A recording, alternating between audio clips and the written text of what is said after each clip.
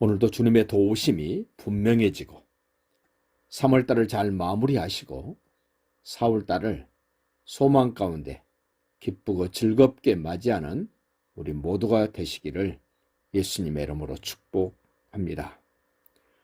두 영의 실체라는 그런 내용으로 같이 말씀을 살펴보십시다.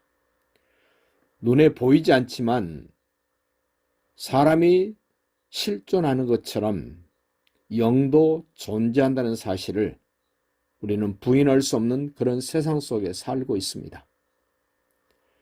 하나님의 영이 있는가 하면 하나님이 부리시는 악령이 있다. 이렇게 오늘 성경은 우리에게 소개를 합니다.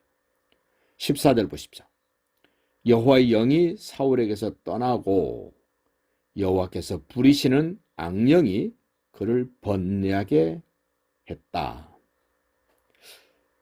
하나님의 영, 예수의 영, 성령, 예배의 영, 진리의 영, 증인의 영, 이렇게 하나님의 영에 대해서 여러 이름들이 소개되고 있습니다.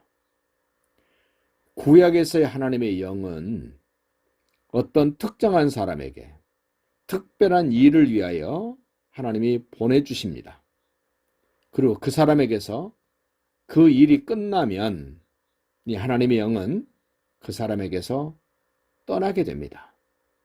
그래서 구약의 하나님의 영은 특별한 사람에게 임했다가 그 일이 마무리되거나 그 사람이 해야 될 일이 끝나면 그 하나님의 영은 하나님이 거두어 가시는 그런 하나님의 영, 성령임을 소개를 합니다. 그러나 신약에 와서 하나님의 영, 성령은 떠나는 영이 아니라 함께 하시는 영, 언제나 우리와 함께 하시는 영으로 소개를 합니다. 다만 그 하나님의 영을 받은 사람들이 그 하나님의 뜻을 거역하고 불순종하고 대적하면 하나님의 영은 우리를 떠나는 것이 아니라 우리 속에서 탄식하신다. 이렇게 성경은 말씀을 합니다. 그렇다면 하나님의 영을 받은 사람들은 특징적인 모습이 있어야 됩니다. 하나님의 말씀을 순종하고 하나님의 뜻을 쫓아 이루어가는 일에 전심전력해야 된다는 것입니다.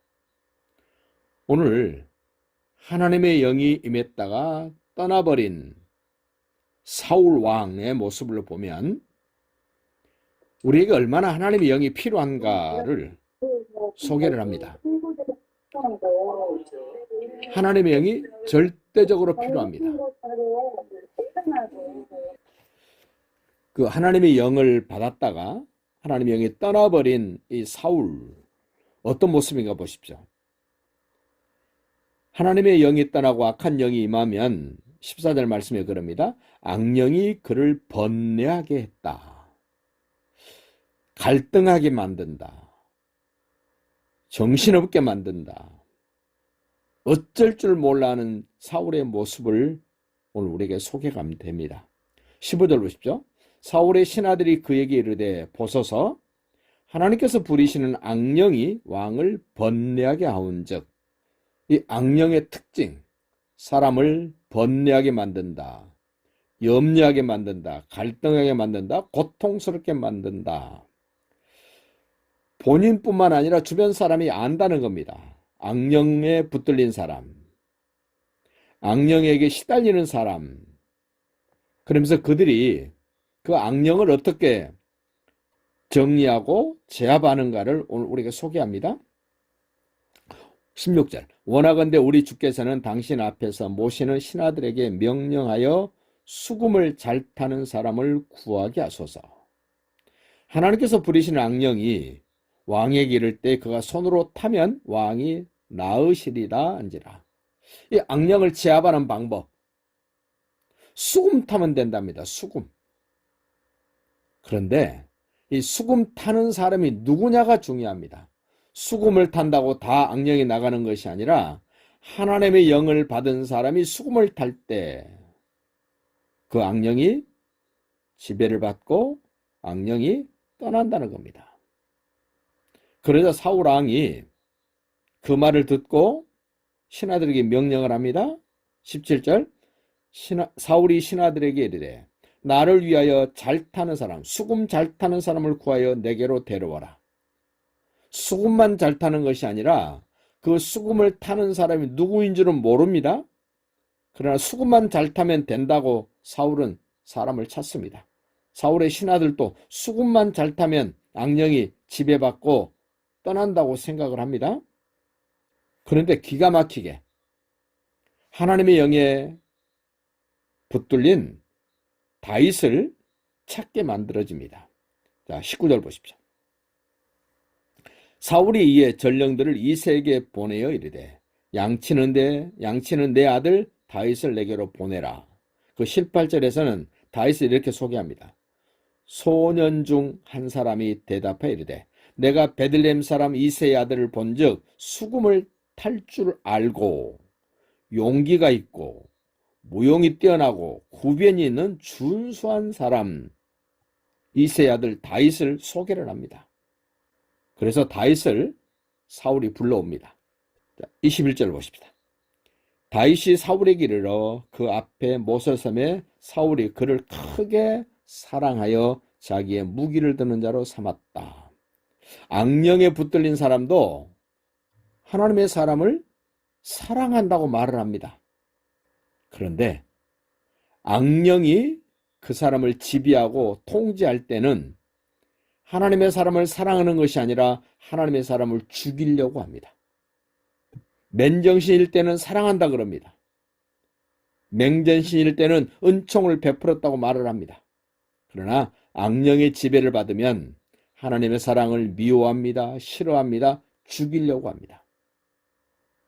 우리 주변에 이런 사람들이 꽤나 많습니다. 아무 일 없을 때는 사랑한다 그럽니다. 좋아한다 그럽니다. 참 보기에도 좋고 여러 가지 참 도움도 주고 서로 도움도 받고 하면서 아주 좋은 관계가 만들어집니다.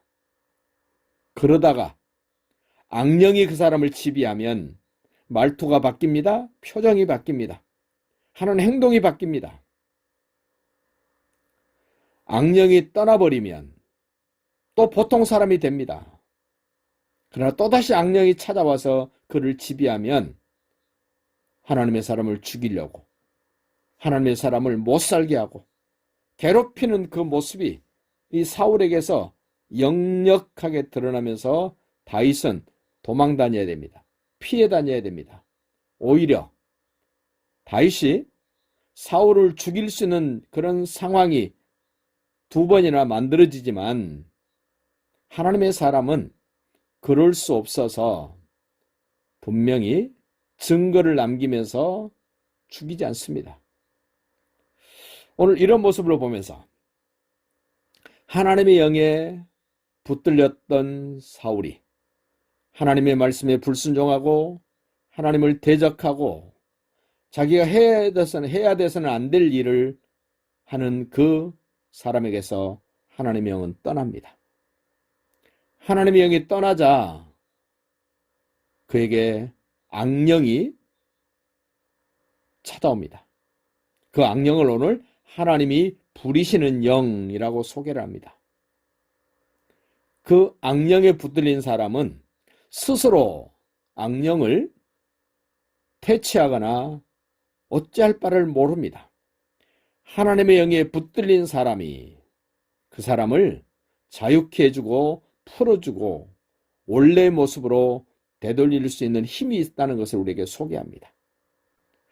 저와 여러분은 주변에서 이런 악령에 붙들린 사람 분별할 수 있기를 바랍니다. 주변 사람만 분별하는 것이 아니라 저와 여러분도 순간순간 악령의 지배를 받고 악령에 의해서 우리의 말투, 우리의 표정, 우리의 행동이 어떤 모습이 되어지는가를 분별하여서 악령의 사람이 아니라 하나님의 영의 지배를 받고 하나님의 영에 의해서 하나님의 뜻을 이루어가고 하나님의 나라를 확장하는 그 일에 쓰임받는 우리 모두가 되시기를 예수님의 이름으로 축복합니다.